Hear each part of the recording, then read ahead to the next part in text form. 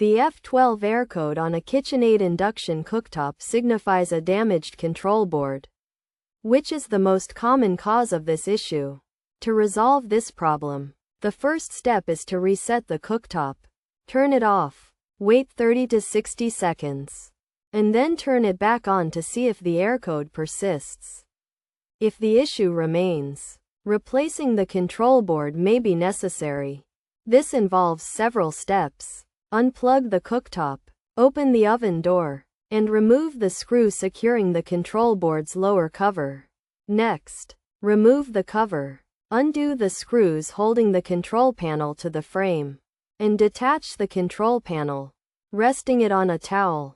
Then, disconnect the panel's wires and set it aside. Proceed by removing the main top and the element support bracket to access the control board. Remove the old board, disconnect its wires, and connect these wires to a new control board.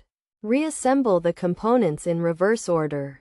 Attach the element support bracket and the main top. Reattach the control panel, and replace the control board's lower cover. Finally, plug the appliance back in and check if the error code has cleared.